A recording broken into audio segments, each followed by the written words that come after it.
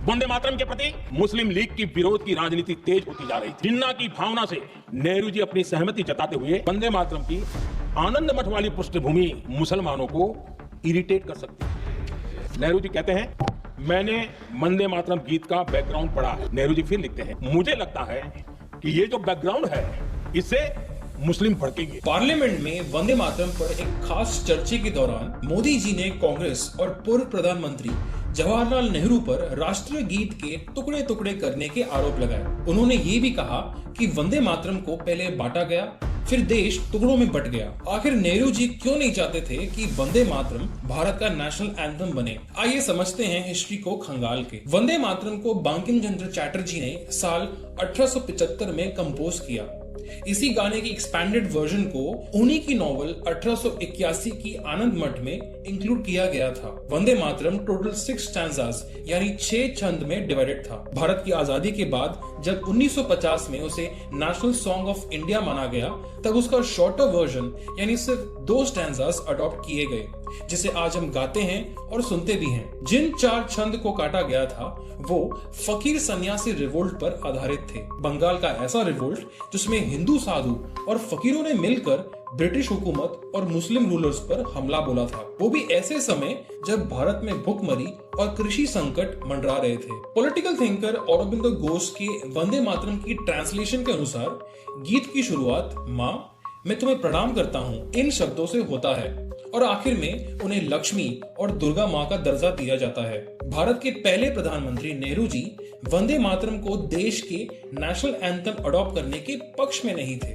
इसके बजाय उन्होंने रविंद्रनाथ टैगोर के जनगण मन को इंडिया का नेशनल एंथम प्रेफर किया था। 1948 के एक कैबिनेट नोट के अकॉर्डिंग वंदे मातरम को लेकर नेहरू जी ने कोट किया था, वंदे मातरम फ्रीडम फाइटर्स के लिए एक रैलिंग क्राई बन गया था, जो कि ऑर्केस्ट्रास और बैंड्स में प्ले करने लायक सुटेबल नहीं था। वंदे मातरम को गाना जनगण मन से ज्यादा डिफिकल्ट माना जाता है क्योंकि इसकी म्यूजिकल स्ट्रक्चर कॉम्प्लेक्स है। इसमें हायर पिच वेरिएशंस होते हैं और लिरिक्स काफी संस्कृत हैवी हैं। ये सब चीजें कॉमन लोगों के लिए और फॉरेनर्स के लिए फ्लुएंटली गाना मुश्किल बना देती है। यहाँ तक कि हमारे पॉलिटिशियंस इसे अच्छी तरह गा भी नहीं सकते, पढ़ना तो दूर की बात है। दूसरी तरफ जनगण मन की मेलोडी स्मूदर है, रिदम सिंपलर है और लैंग्वेज ज्यादा एक्सेसिबल है, इसीलिए इसे कलेक्टिवली गाना इजी होता है। लेकिन मुद्दे की बात यह है कि भारत जो आज रियल चैलेंजेस फेस कर रहा है, पॉलिटिशियंस उसे सीरियसली एड्रेस नहीं कर रहे या फिर नजरअंदाज कर रहे हैं। जैसे इंडिगो की फ्लाइट कैंसिलेशंस, जिसके वजह से लाखों यात्रियों को नुकसान हुआ।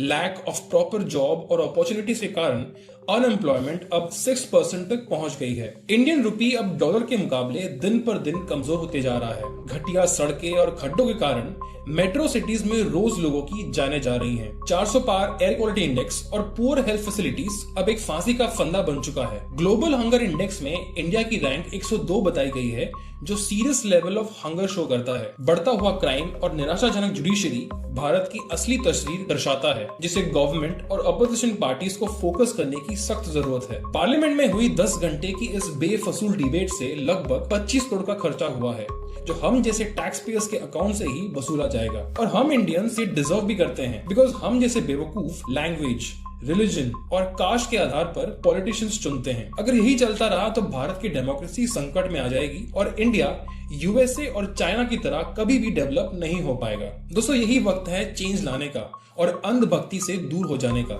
ये तभी मुमकिन है जब हम एक साथ होकर सरकार से क्वेश्चन करेंगे और ऐसी फालतू डिबेट्स का विरोध करेंगे, ताकि आने वाले सालों में हमारे फ्रीडम फाइटर्स हम पर प्राउड फील करें।